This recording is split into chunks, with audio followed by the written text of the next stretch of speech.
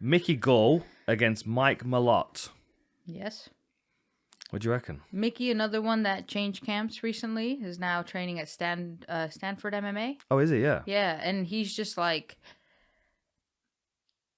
feels very grateful. You know, like, when he talks about his teammates, it's like, oh, they're all killers and they're all studs and all this. Oh my God. He said a joke that, because I was watching his interview, and he said a joke about the Will Smith, Chris Rock thing, but it was like one of those jokes that was like a little bit too far that you only tell your mates and you wouldn't say on the interview.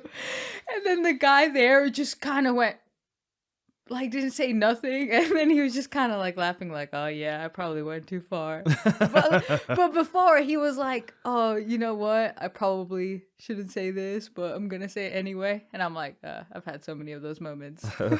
So many same reactions. Yeah, good. At least you didn't say them though. Okay.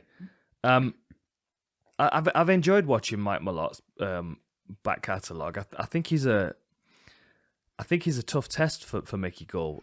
Like, I thought Mickey looked better. I thought he looked improved against Alex Morono. I just think Morono he's like a bit of a Brian Barberena. He's well skilled everywhere, and he's able to, like, kind of through like maturity and logic figure out a lot of these other fighters. And I think that's what happened in the Morono fight. He just looked to be a few steps ahead of Mickey Gall. But I thought Gall's striking did look better in that one. I think the other thing that I find odd is Mike Malott used to be down as a featherweight. Yeah, I had that. Well, you got to think about when he made his like first fight, his like debut and stuff in comparison to now. Like, he has grown up. Yeah, I mean, but that's the thing. I was looking through his career. So, like, he turned pro in 2011. Yeah. And he went 2011. He had 2 fights. Then he had a fight in 2013. And then 2014, and they were all at lightweight. Sorry, no, they weren't. They were mostly at featherweight. He had 1 at lightweight, and then he lost to Hakeem Dawodu by first round stoppage. Although again, it was a good performance up until the point where he got stopped. And then at some point, he just kind of shifted up. He went lightweight and then welterweight. And I mean, yeah, he's been welterweight since 2020. I don't know. I don't know how familiar he can be with that kind of size when he was a featherweight. It's a lot of weight to gain, going from 145 to 170, and dealing with, like Hakeem Dawodu's one type of size of individual. Mickey Gall's an entirely different thing. Yeah, Mickey Gall's pretty. I mean, they're like 6'1" against 6'2". Mickey Gall's got an inch in height and reach. I don't know. I feel like Mike Malott's gonna look a lot smaller than him in there. Like, Mickey, there's no way Mickey Gall could make featherweight. Can you imagine him trying? No, he wouldn't. But Mike Malott was comfortably a featherweight. But Mickey Gall reminds me kind of like a Nate Diaz type of like long, lanky body, but a little bit more well built. And it suits his style, though, doesn't it? Yeah, it does. But it's not like Mike looks like he's gone up the weight class because he's pulled what is that fighter that just got really fat? Oh, Josh. Paddy. No. I couldn't believe how fucking big his head was.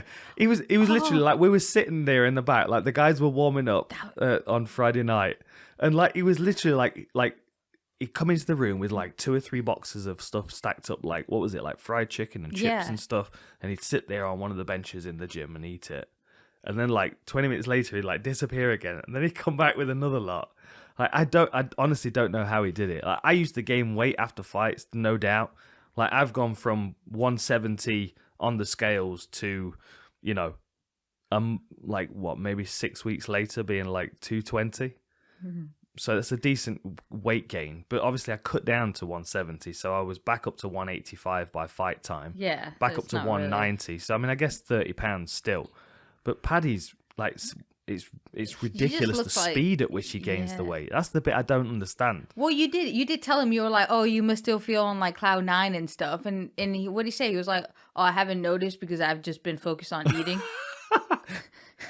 I just haven't been. No, I like my head straight down to eating. And I was speaking to Molly right before some of the fighters came out, and then Molly stayed in shape. Yeah, like, Molly's in good shape. And she was like, yeah, like at this level, you have to like keep in shape and stuff.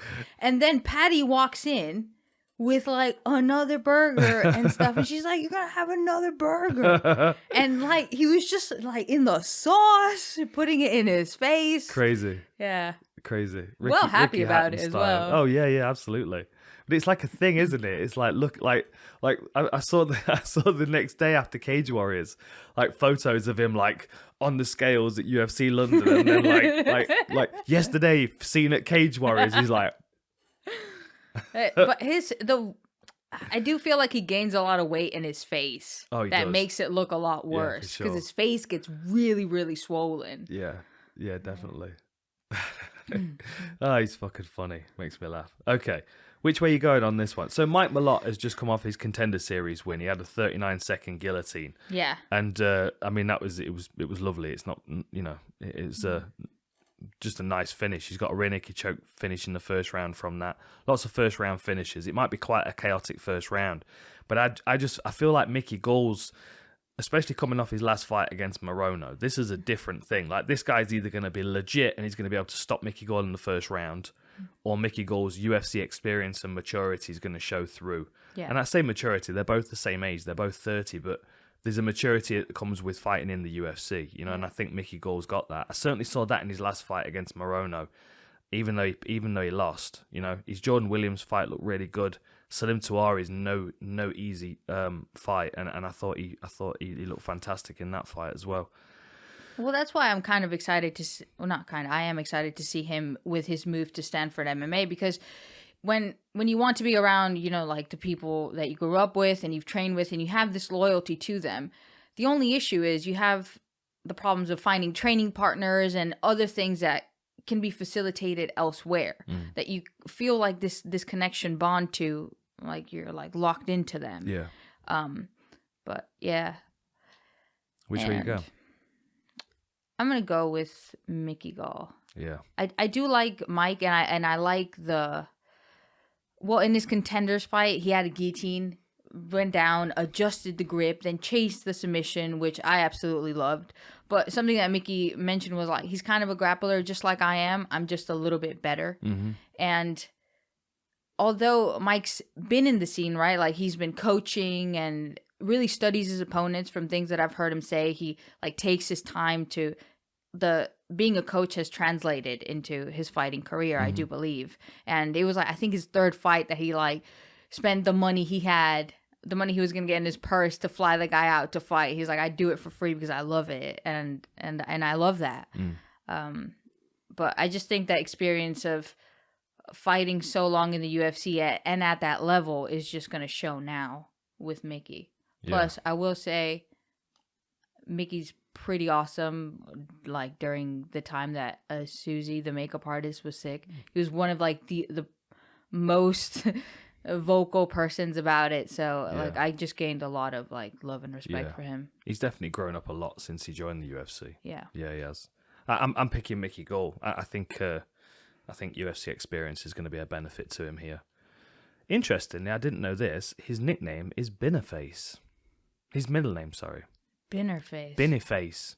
Michael Binnerface Gall. That'd be a good show. We could do like fighters' names. Like Forrest Griffin's middle name is something like Filigree or something. Doesn't Michael Bisping have a funny one? Yeah, I think he does. There's loads of fighters that have got like a really interesting middle name. Like Michael Binnerface Gall is his name. Binniface. Oh. Binnerface. Very strange. Yeah. I'm sure. Is that going to be like a weird middle name advantage or something? I'm sure Forrest. I'm going to look it up right now. I'm sure Forrest Griffin's got an interesting one. It's like Esther Gall. I think that's what it is.